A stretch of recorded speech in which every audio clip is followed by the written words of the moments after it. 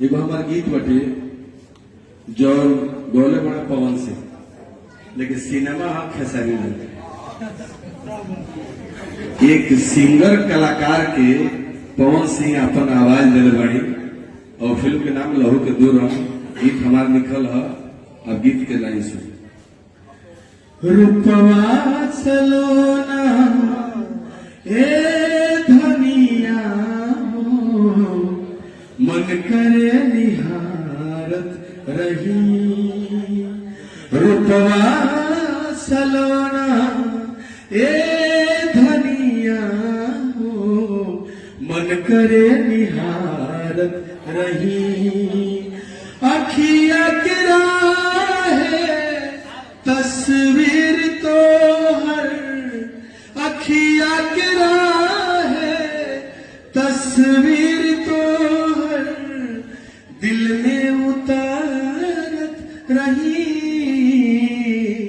रूपवा सलोना ए धनिया मन करे निहारत रही।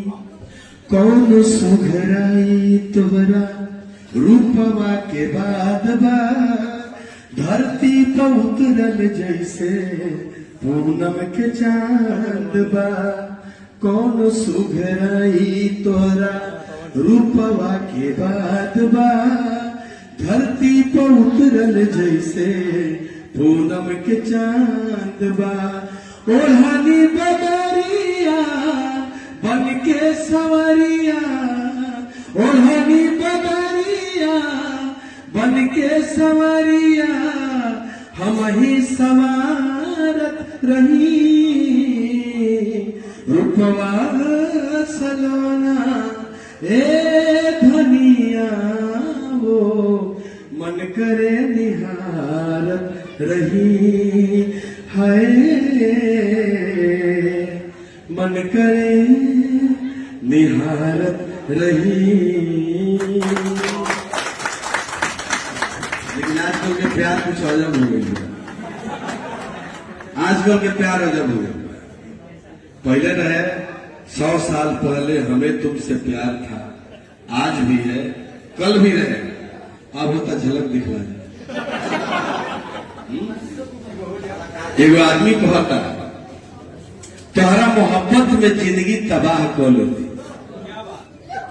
तोहरा मोहब्बत में जिंदगी तबाह कर लेती, और तू सावर ना रहतू तो तोहरा से बियाह कर लेती। अब बताई कि वो सावर गुड़ जो बा ये वो समस्या बा। अब पहले के लोग सावर गुड़ ना देखत रहे, दिल देखे, व्यवहार देखे, है? चेहरा क्या देखते हो, दिल में उतर के देखो ना। है? तो भोजपुरी के बारे में यह कहा, दिल्ली बंबई कलकत्ता चाहे रहिया मंसूरी में, दिल्ली बंबई कलकत्ता चाहे रहिया मंसूरी में, लिखी है पढ़ी है कौनो भाषा बतिया है भोजपुरी। कि तूफान के रफ्तार मुट्ठी में धराई नहीं, तूफान के रफ्तार मुट्ठी में धराई नहीं है, आ भोजपुरी बोले वाला कतहु डेराई नहीं है। तो अपने सबन के अब सावन के गीत, और सावन के गीत के बाद क्या कह जाई, सामने आओ तू मेरे सामने मैं तेरे सामने। फिर हम लोग आपस में जो भी हमारे मीडिया साथी हैं वो जो भी प्रश्न करेंगे, जो भी बात हुई हमने के भोजपुरी में कहा भोजपुरी में, मैथिली में कहा मैथिली में, हिंदी में कहा हिंदी में, अंग्रेजियों बोले वाला लोग हिंदी के दे जा ना। लेकिन आग्रह के साथ